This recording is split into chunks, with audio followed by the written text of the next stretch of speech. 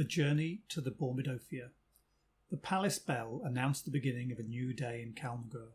I had not slept during the hours of rest, excited as I was by our visit to Naphthasia and the strange customs of Atvatabar. Koshnili arrived soon after the bell had sounded, to inform me that the king had commanded his royal army to be assembled in the great square beyond the palace walls to escort us to the Bormidofia, where a solemn act of worship would be performed before the throne of the gods. This was a most delightful message, as nothing on earth could please me better than to witness the glories of the Bormidofia.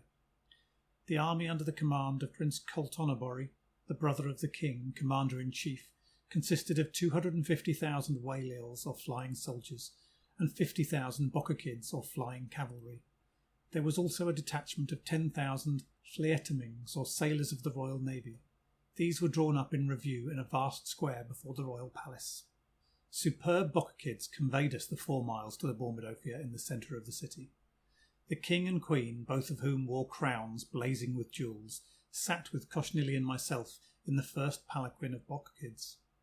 The high officers of the government and the nobles of the Borodomy, together with the officers and sailors of the Polar king, were distributed among the other stately litters. The route to the Pantheon was lined with palaces. An immense population thronged either side of the roadway. A review of the army took place en route. The waylails first rose into an enormous flying column, which subsided into whirling domes and afterward broke up into a dozen living globes that appeared to roll one after the other on the ground.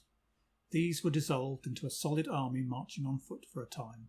Then, as if by magic, the entire mass of men rose into spiral columns, which dissolved into vast rings inextricably involved with each other.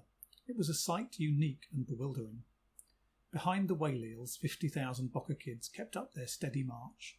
The people shouted with enthusiasm. A mimic battle took place in the air above us. 10,000 waylails fought on either side, brilliant in many-coloured uniforms. Finally, a rainbow arch of flying men spanned the entrance to the great square of the Bormidofia, or Pantheon. Amid the thunder of guns and music, the entire company alighted at the doors of the Pantheon, which consisted of an immense circular pile of buildings over a mile in circumference. The interior revealed a scene of surpassing magnificence. Endless tiers of seats were arranged in terraces that, rising above each other, traversed the wide sweep of the amphitheatre. The entire Pantheon, with its adjacent palaces and colonnades, was sculpted out of a hill of green marble. The exterior walls, rising 200 feet, were crowned with a lofty dome of enamelled glass, through which the light of the sun streamed in myriad colours on the sea of worshippers beneath. The walls of the Pantheon, both exteriorly and interiorly, were sculptured with immense reliefs, the trophies of invention and art, as well as the magical symbols of spiritual forces. The lowest circle of the amphitheatre reached down 100 feet below the level of the outer pavement, and the royal seat was on a level with the ground and 50 feet below the top of the far-framed golden throne of the gods that stood in the centre of the immense building. Our entrance was the signal for welcoming music and a suppressed murmur of excitement from the myriads of worshippers that sat both above and below us. The amphitheatre contained not less than 50,000 people. The moment their majesties were seated, a roar of artillery shook the earth. The forthcoming grand act of worship was evidently instituted in our honour, for we were the observed of all the eyes in that vast concourse of people.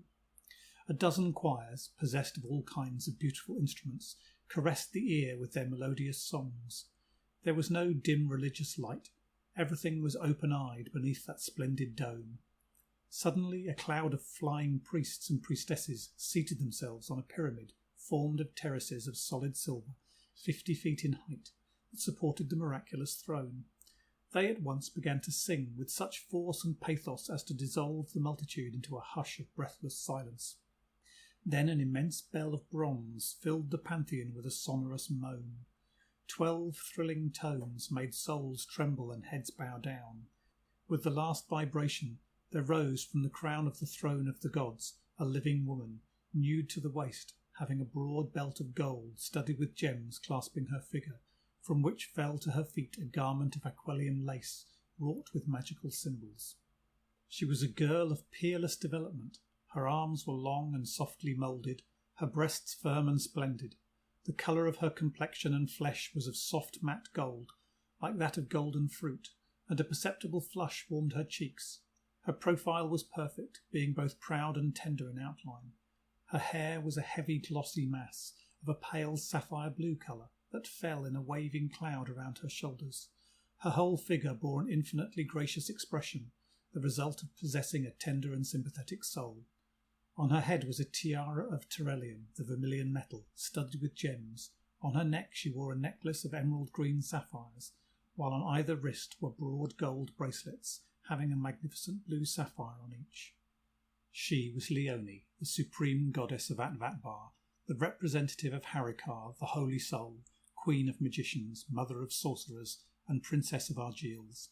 Standing erect for a moment, as if to assure the vast congregation of her presence, she then slowly sat down on a broad divan of aloe green silk velvet, holding in her right hand the terrellium sceptre of spiritual sovereignty, whose head bore 2 hearts formed of flaming rubies. I was entranced with the appearance of the divine girl, the object of the adoration of Atvatabar. Every feature of her face was carved with a full and ripe roundness, exhibiting repose and power. Her eyes, large and blue and lustrous, were sorcery itself. There was in them an unutterable tenderness, a divine hospitality, the result of a vast pride and still vaster sympathy. All at once she gazed at me. I felt filled with a fever of delicious delight, intoxicating adoration. I could then understand the devotion of Atvatabar, of hearts slain by eyes that were conquering swords. End of chapter 18.